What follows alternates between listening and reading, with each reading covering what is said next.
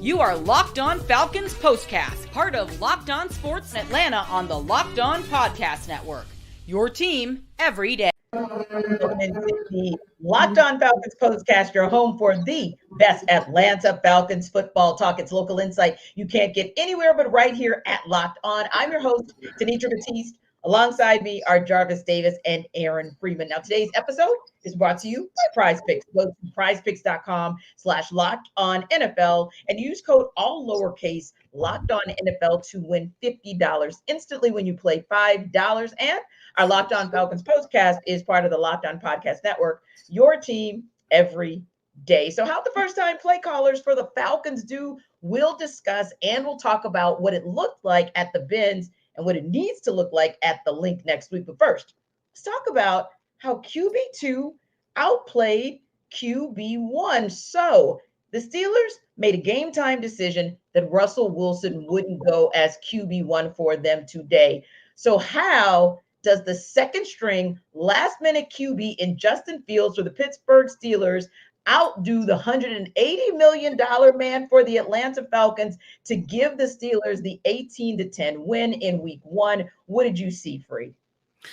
Yeah, the Kirk did not play particularly great football. Obviously, the turnovers are going to be the story of the game. Yeah. Not all the turnovers were completely on Kirk, because a couple of those, it felt like, either the offensive line or the receiver may have let him down a little bit there. But, there's going to be a lot of talk, as we knew there would be after every up and down game from Kirk Cousins, about, whether or not he was the right man. And I think, T, you kind of started it off where, like, this game, especially given the storylines, Jarvis and I talked about this all week long on Locked On Falcons with Arthur Smith, with Justin Fields, Russell Wilson. Like, this is going to be where that sort of conversation is going to be at its height, because on the opposite side of the field, you're looking at an alternate version of what the Falcons could have had on Sunday. And it's not as if Justin Fields balled out today, but he played a good enough game for the Steelers to walk away with a win. Yeah, and Free, I think that's a great point that you make, because, like you said, there was a whole commentary about Arthur Smith, all leading up to this game until it became evident that Russell Wilson couldn't go and it became Justin Fields. So now you're going to have that extra layer of commentary, because Jarvis, real talk, and we're not saying that Justin Fields had some amazing game per se, but he did go 17 of 23 for 133 yards, but he didn't have any interceptions, no touchdowns, but hey, he at least protected the ball, whereas Kirk Cousins, of course, 16 of 26 for 137 yards, 1 touchdown, and 2 interceptions. So what were your thoughts on Kirk Cousins' debut under center for the Falcons? To be honest with you, when you think about it from a Kirk standpoint, like, he was under siege, from probably about the second quarter on, because I think the Pittsburgh Steelers said, "Oh, we're only going single block with Kaleb McGary. Okay, you want a chip? No running back, no nothing. Okay, don't worry about TJ. Sick him, boo boo. It was just so ugly to watch, because I'm sitting up here like, there was one particular play where Kyle Pitts was lined up tight to the line of scrimmage right beside Kaleb McGary, and he literally pushed TJ Watt out, essentially giving him a jump start to run around Kaleb McGary, and Kaleb McGary had no chance. He literally turned around and started running at the snap, because Pitts had widened him out so much. It was just like he just didn't have a chance. And I think that they finally started to adjust. Saw Charlie Warner get in there, and they started. He widened the split out just a little bit, gave Watt a little tap, and then Watt was coming right into Kaleb McGary, which helped them out. But I think overall, there were some moments where I feel like Kirk just could have just take the sack, man. Yeah. Take the sack. You're not trying to avoid the pressure, right? So if you're not trying to avoid the pressure, you know that you got your eyes locked on where you're trying to throw the football. And all they did was just bring that coverage over every time. And it seemed like the safety for the Pittsburgh Steelers, they were just sitting there waiting on the ball, because they knew he was about to get ready to throw it. And he had locked in on this guy who he was trying to throw the football to. So I think there was just some immature decisions made today with the football. And I think Kirk was right there. He was right there. And he should take some of the blame for. I know the offensive line, like Free said, I get it. I understand that aspect of it. But, man, you're a vet in this league, man. You understand when you throw the ball late over the middle, the ball is going to get picked off. I'm sorry. Yeah. And there was more than enough blame to go around, because you're absolutely right. I mean, I was talking because, of course, had an opportunity to be a fan today because Jarvis covered the game in-house. So I was, there with my terrible towel and sitting around a couple of Falcons fans, and they were saying, oh my God, what's the problem? What's the problem? I go, oh, let me give you these 2 words. Pass pro. Let me tell you what you don't have. Good pass pro on a certain side, but I'm going to keep that quiet because I'm not going to call anybody out. But hey, I had a good No. This is the show. This is the moment. This is where you do it. Yes. And Kyle Pitts. Yes. Okay, I just started it off. Yeah. By all means, go ahead. If you think about it, Jarvis, it could have been worse. And I do really mean that, because TJ Watt had 4 total tackles, if you will, 2 solo, but he had a sack, he had tackles for loss, and he had 3 QB hits. And if we're honest about it, and fumble recovery too. That's what I was about to say. Exactly. The referee gave one back, because honestly, if you looked at that, he did not really jump. He didn't really jump. So the Falcons got kind of lucky there. But yeah, it felt like Kirk Cousins was under siege all day. But I do agree with you. I don't think JD, that it was all Kirk Cousins' fault, because there were a couple of times there, especially late, I was like, okay, Ray McLeod, are you where you're supposed to be? Or are you running the route you're supposed to? And my mind kind of went to, and again, we knew that Kirk Cousins was never going to play in the preseason, but it did look like an offense that maybe needs an opportunity to kind of settle itself and set together. So as much as I would give the Steelers defense credit, I got to say some of that was just on, hey, these guys have not played together, and it kind of showed today, right? Yeah. Oh my gosh. When you think about Darnell Mooney, like just every time he targeted Darnell Mooney in the first half, I was just like, do they not know where they're supposed to be? Or is Darnell not know where he's supposed to be? Or is Kirk expecting him to be in the wrong spot? It just seemed like something was just off when he threw the ball to one spot. So for me, that's a lot of preseason stuff. Like, I know a lot of people saying, hey, preseason doesn't matter, but man, like you work that stuff out in the preseason. And to be honest with you, when you have your offense, going the way it did, and your defense was playing the way it did, which I feel like they did a solid game. I know we're gonna get into that a little bit later on, but there were just moments where I felt like they just refused to take shots. And I understand the protection standpoint. Protect them, because guess what? For all the crap that we given Arthur Smith from a play calling standpoint, he made sure that Fields was going to be protected. There was a tight end blocking. There was a running back blocking. If they knew they were going to try to throw that ball deep, they had 6 or 7 guys making sure they're staying back to protect so they can try to take a shot downfield. And I just didn't see that on the Falcons side. Yeah. And Free, one place where I really thought that, hey, for all of the mistakes that you might see from Kirk Cousins, or maybe him not having the right timing with his passers, I honestly thought, and also because you and I talked about this on Locked On Falcons, I felt like the run protection was a little bit leaky with the Steelers. So I thought that might be an area where the Falcons could take advantage, but not so much, because the Falcons only gained 89 yards on the ground today. So what did you see, good or bad, but what did you see from the run game from the Falcons today that resulted in them maybe having some flash here and there, having some success here and there, but not nearly what you thought they would be?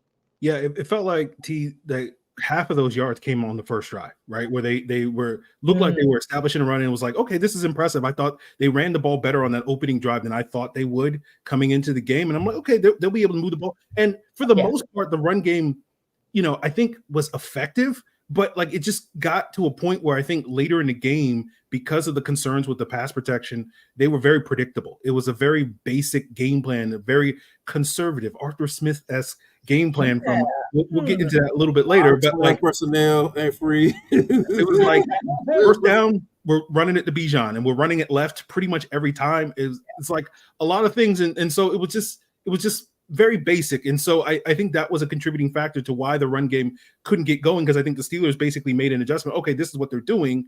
Yeah. And they were able to kind of bottle it up from that point in time after that first opening drive. Yeah. Yeah, that's the unfortunate part about this matchup is you hire a guy like Zac Robinson to come in and run a certain type of offense, and then we see the imagery or of the guy that's on the other sideline calling plays. So it's just, for me, I feel like this was just a weird game offensively, and I think that Kirk Cousins is the guy who has to take most of the blame for it. Like, I'm not gonna say the offensive line. I ain't gonna say the offensive line. From a Kaleb McGary, he's playing against the best player in the league, y'all. Did we not know T.J. Watt is one of the best defenders in the NFL? He's led the league in sacks in 3 out of the last 4 years, I think. So what did we see today that we did not know coming into this game? Yeah. So I feel like he's a guy that you can mark off and saying, hey, we got to worry about 9-0. You circle his number every game. His number gets circled every game. I don't care who they playing. Yeah. And we sit up here surprised that he was whooping Kaleb McGary dang near every play when he found out he was going to get one-on-one blocking. Come on, man. This is not rocket science, folks. I'm telling you, man. I promise it's not. And it's just truly unfortunate that they let him get off. I see Montravius Adams or Keanu Benton. Free and I did a whole show talking about trenches and what the matchups were like. Okay, there's no way they're going to let T.J. Watt beat them. All the people, there's no way they're going to let him take over the game. And right. Yeah, and as Jarvis would say, him took over the game and him manhandled everything. Him was out there today. He was him. He was him today. Well, you heard it in the first segment, but we're going to deep dive a little bit more because we've got some first-time play callers, and Free has some thoughts, and so does JD. So we'll talk about how the Falcons' first-time play callers did in the deep dive.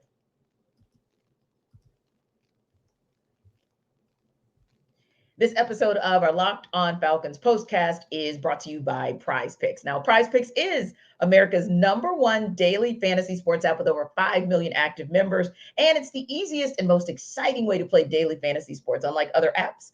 On Prize Picks, it's just you against the numbers. All you do is pick more or less on 2 to 6 player stat projections and watch the winnings roll in. So you can now win up to 100 times your money on Prize Picks as well, with as little as 4 correct picks. And the good news is Prize Picks is the best way to get action on sports in most states, including California, Texas, and right here in Georgia. So download the Prize Picks app today and use code LOCKEDONNFL and get $50 instantly when you play $5. Again, that's code LOCKEDONNFL on Prize Picks to get $50 instantly when you play $5. You don't even need to win to receive the $50 bonus because it's guaranteed. Prize Picks, run your game.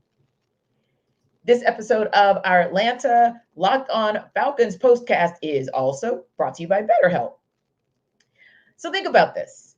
We're going into a football season, a season opener, regular season opener for the Falcons. It can be a little bit stressful if we're true about it, but there are also other things that stress you out because, hey, if you're an adult, you're adulting, and sometimes that takes on a lot. You may not have time to learn new things as often as you'd like, but maybe you do if you use BetterHelp. Why?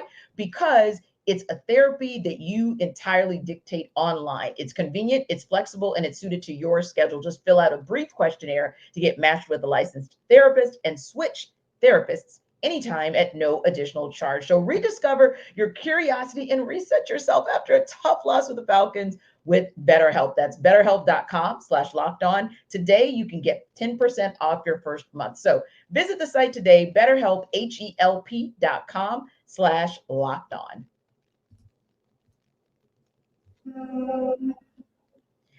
So guys, this was our first opportunity in the regular season to see the first-time play callers, Zac Robinson and Jimmy Lake. So Jarvis, let's start on the offensive side of the ball. What were your thoughts about Zac Robinson's play calling in this season opener for the Falcons? I thought he got off to a solid start. Like I love what they were doing in the run game. They came out and started running a lot of 12 personnel and bringing Charlie Warner in motion and coming over, helping on that strong side to be able to block. And I think Bijan Robinson was getting up in there and making some, hitting the hole really nicely. Fortunately, they stalled out.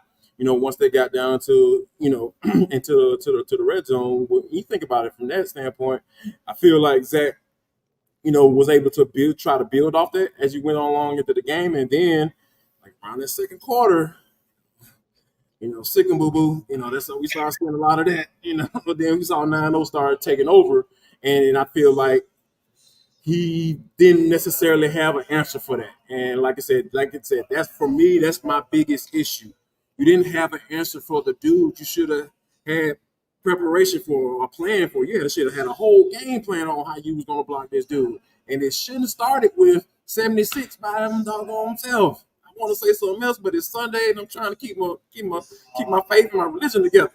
So for me, I felt like, there was that grade dropped down a little bit when I saw 90 start taking over. And because there's no way. I understand how good he is. But like Free mentioned, we talked about this on Thursdays when we do the crossover. And he was just saying how, he going to get his, but you can't let him take over. Like, okay, 1 sack, tackle for loss, something like that. But you can't have 2 sacks, 1 negated, 3 quarterback hit, recovery. Yeah. Just wrecking the game. He's wrecked the game, and it shouldn't have gone down like that. It shouldn't have gone. We shouldn't be talking about that right at this moment. Yeah. And what about you, Aaron? What do you think about Zac Robinson's first outing as offensive coordinator for these Falcons? Well, it's funny because I spent the whole week being like, I'm not worried about TJ Watt because as I told Jarvis the other day, like your game plan starts with how do we block this guy? How do we neutralize this guy? It's like the opposite of what Falcon fans experienced for years with Julio Jones. Your defensive game plan starts, how do we neutralize this guy? Oh, we're going to double him every single snap, right? And that was the expectation with this offense because that's what the Rams did last year. They doubled him every single snap. He had 2 pressures. That was the lowest performance of that season from him from a pass rush standpoint.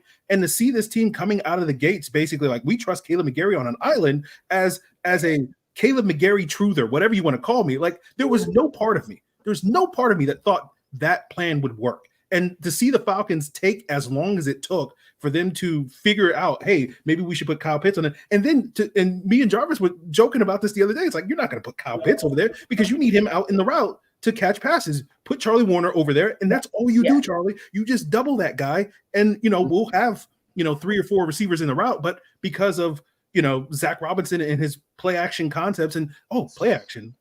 Did you see any play action today? I didn't see really any play action in this game because I'm like, what does Kirk Cousins do great? If you watch Kirk Cousins play at any point in the last 6 years in Minnesota, you're like, play action, throw over the middle of the field. Yeah. Play action. Not really a whole lot of throws over the middle of the field for the team. And unfortunately, the few times they did, a couple of them got picked off and whatnot. And I'm just like, this is what we were waiting for all offseason. Like this was the strategy. And it's just like, ooh, this is a really bad, like I'm sitting here going like, man, this feels a lot like it felt that first year under Steve Sarkisian, where it was like the first 15 plays. I remember having this conversation so much that year in 2017. First 15 plays, offense looks good. You kind of saw that on the opening drive. Oh, this looks good. And it's like, then after that point, when you need to start making adjustments and what the defense is doing and all that stuff, and then things kind of just fizzle out. And it's like, okay, like, I don't know. I got a little deja vu, from a couple of years ago when we had a play caller that wasn't quite living up to the standards. And so that was my big takeaway watching Zac Robinson's offense today. It was just like, this is the plan. Like, this is a bad plan, if you ask me. And when you think about it, man, you make such a great point. I literally tweeted this out. I was like, all right, now that both offenses got their scripts out of the way, now let's see who can coach. And we saw who could coach. And they got out-coached after those scripts got out of the way. I'm telling you. And I'll be honest, Jarvis, I never ever thought that was going to happen because the commentary, as you guys know, my concern was Arthur Smith and whether or not he was going to be super predictable, super vanilla, super conservative, and not, especially if he had Justin Fields on the field. Because I said, okay, he can deal with Russell because because Russell can pass, right? But what in the world, he doesn't really know what to do with a mobile QB. But somehow, some way, they just scrapped just enough together from what his play calling and his game plan was to be able to beat the Falcons. Now, on the other side of the ball, JD, we also had, of course, Jimmy Lake, first-time play caller on the defensive side. As defensive coordinator, what were your thoughts on his game plan? Yeah, I think one of the things that from Jimmy Lake's standpoint, I feel like he should have sent a little bit more pressure. I think there was a lot of basic stuff, being thrown at Justin Fields but the thing about it is, but to his credit, like we know that there was a lot of play action rollout, maybe see like, hey, one read, if it's not there, take off with it, or you quarterback boots and quarterback draws. We saw a lot of that stuff in the second half, obviously when they were trying to possess the ball, because it was like, hey, we can win the game, we're going to turn the ball over, period. Like we'll figure out a way to get a first down, and we have to run it three times for 3 yards in the cloud or 4 yards in the cloud of dust. That's exactly what we're going to do. That's what they did. So for me, I feel like Jimmy Lake was kind of hamstrung, just from a standpoint of with the mobile quarterback. That's why I said it concerned me when they said Justin Fields was going to be the starter because we know how dynamic he is at running the football. And then when you got 3rd and 6 and 3rd and 7s and you got everybody covered, and then next thing you know, it breaks down and he taking off for the first down. That's back-breaking type stuff. So, but I think if I can give him, just an evaluation overall, I felt like he should have sent a little bit more pressure, maybe dialed up some zone blitzes, kind of make him think, hey, to disguise some coverages, have some guys come down there and make it look like one thing, and then, then get up out of there once the ball is snapped. I just didn't see enough of that because we think about what the biggest criticism for Fields is that, hey, he doesn't go through his reads. He doesn't progress well. So when you have guys like that not being able to make those quick decisions when they're out there trying to read defenses, you got to throw some stuff at them and try to mix it up a little bit. And I just think he didn't do that. Yeah. And for you, Free, what were your thoughts on Jimmy Lake and how he called the game? Well, if you had asked me this question at halftime, I would have gone off on Jimmy Lake because the third down defense was non-existent. Like they basically, like the only time I think they were like 5 of 8 to start the game on third downs, and like the 3 times the Falcons got air quotes stops was basically because of 10-yard loss on an end around to George Pickens, and then like some phantom penalties on that little push off to George Pickens, stuff very stuff. We got the home cooking from the refs. The refs were doing their best job to keep us in this game. They were trying.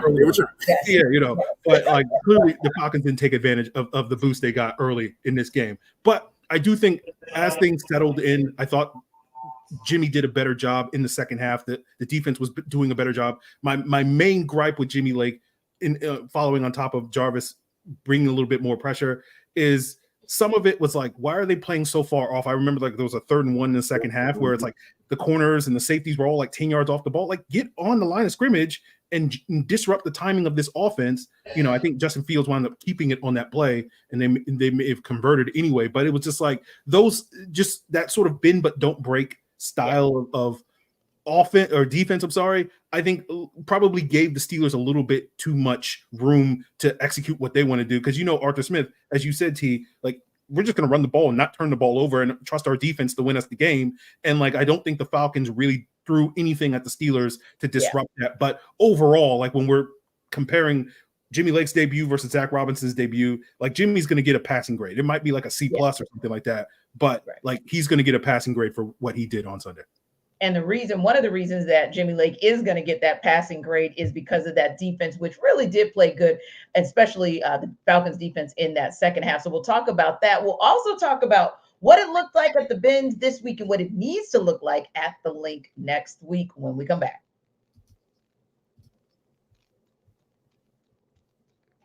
This episode of our Locked On Falcons postcast is brought to you by Game Time. Now, Game Time has a new feature called Game Time Picks that makes getting tickets for your favorite live events even easier. Game Time Picks filters out the fluff to show you only incredible deals on great seats, so you don't have to waste time searching through thousands of tickets.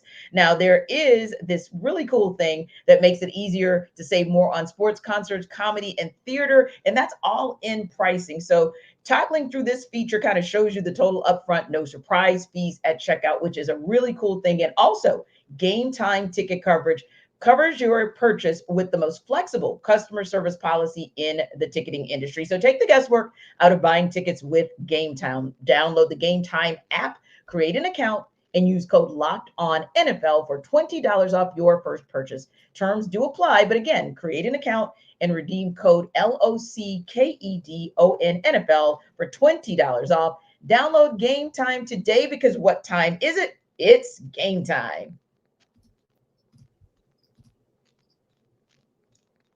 All right, guys. So I know that we kind of gave our grades and our thoughts on the coordinators, but you got to admit, especially I think when we saw what we were hoping to see, which was Grady Jarrett get his first sack coming back from that season-ending injury last season. But for you, Jarvis, what are some of the things that stood out, or some of the players that stood out for you on this defensive side of the ball for the Falcons today? I got to start with 97, right? Because when you think about, I put a poll out on Locked On Sports Atlanta on our YouTube channel. I was like, hey, who's going to get the first sack of the season? And then when one of the first comments, like 97, from a sentimental standpoint, I was like, hey, man, that's a good guess. Because, when you think he had Freed and I talked about the advantage that he had, with his matchup against the Steelers offensive line. So he was able to take advantage of that, and you appreciate him for that. And I think that, when you look at how, guys like Nate Landman and, Caden Ellis, I feel like he could have had a little bit better of a game. There was some soft tackling there, that was going on. But I think overall, the linebacker core was fine, so I kind of give those guys a little shout out. But I think, the guy that stood out to me today was 97 for sure. Yeah, 3 total tackles, a sack and a half, 2 tackles for loss, and 3 QB hits. Nice return for Grady Jarrett. What about you, Aaron? Who kind of stood out for you today on defense? Now, did anybody have Mike Hughes being the better cornerback today on their bingo card? Because Hughes was getting after it in the run game. He had a couple of nice plays towards the end of the game to help sort of slow down that Steelers offense. And I don't recall too many instances of him getting beat in coverage. And look, AJ Terrell had a tough assignment. George Pickens was able to.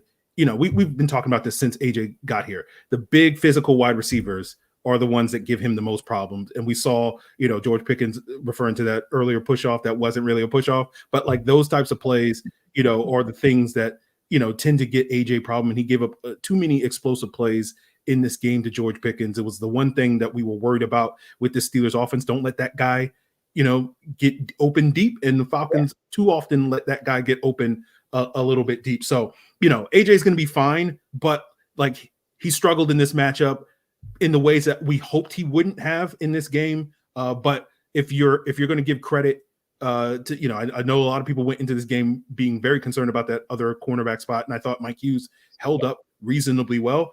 It's going to be a bigger challenge next week, against, those Eagles receivers, but we'll see. So he passed the first test. We'll see if he can continue to pass those tests and no longer be talking about that other cornerback spot as a glaring weakness for this defense. Now, Jarvis, you were in the building as a reporter today. So what did you think? You've been in the building for a number of season openers for a number of years. What did you think about the atmosphere at the Benz today? There's a lot of black and gold out there too. You know that.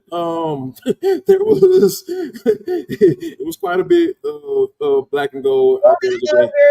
Full disclosure. See, come on now. All right. I'm back. Okay, I'm yes, back. Please come back. Thank you. Appreciate it. Yes. Keep it professional, please. Thank you. All right. So I wasn't in the press box, so there was a time in a game where you heard Steelers fans trying to, do their little chants and all that stuff, and then Falcons fans, drowned them out, so it was cool to kind of see that. But yeah, overall, I think that it was good atmosphere, in the crowd. You heard the crowds going back and forth, and then response to obviously penalties and all that stuff.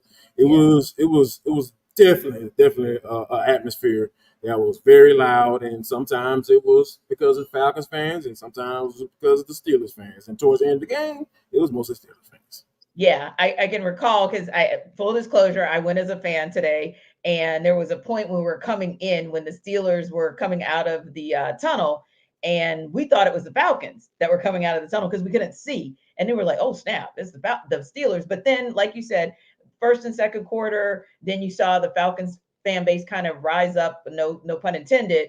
But then in that third quarter, when it was silent and all we heard was defense, I literally went, defense? Who's calling defense? Because the Steelers were on defense at that time. And I was like, all right, now Falcons fans, y'all need to do better. Because in these low moments where this game is kind of teetering right there, you really, really need to give your players the feeling of having a 12th man out there. So yeah, you started off strong, Falcons fans, but when you have an opportunity to help as a 12th man, you gotta stay the course, especially when there are fan bases like the Steelers that do indeed travel pretty darn well. Now, of course, we know, speaking of travel, the Falcons have to travel next week to Philadelphia to face the Eagles. So what are just quick thoughts? And of course, we're going to talk a little bit more about this tomorrow on the football party, but quick thoughts, guys, on what the Falcons need to do to reset and get ready for Philly. One out, significant pass rushers, and make sure that you come up with a game plan to try to slow them down. And figure out a way. You got to get this run game going. I don't care about this whole 11 personnel, slaying the ball on the yard. Run the dang on football. You heard it from Raheem Morris himself. He said that. As a matter of fact, he said, run the damn football. Yes. So, they need to stick with it and figure out how to have some success with it throughout the game and work off of that, whether it be play action, like Free mentioned earlier, or you're giving the defense something to think about pre-snap, whether it be motion or whatever. So that's my small game plan for the Eagles as they get ready to go on the road. Yeah, for me it's play action, right? You can't win in this league without any sort of designed explosive plays. And the easiest way to get that is with play action. Get those linebackers sucked up, especially the Eagles linebackers. I know Nakobe Dean had some moments, but we know that the Eagles are historically bad at linebacker pretty much every year. Get those guys moving forward, throw it over the top, over their heads, and that's the way that you attack this Eagles defense. So I'm expecting a complete revamp of this game plan, because running the football and just a straight drop back passing game is not how this team is built to play. And that is just not going to cut it. And we need to see better from this team.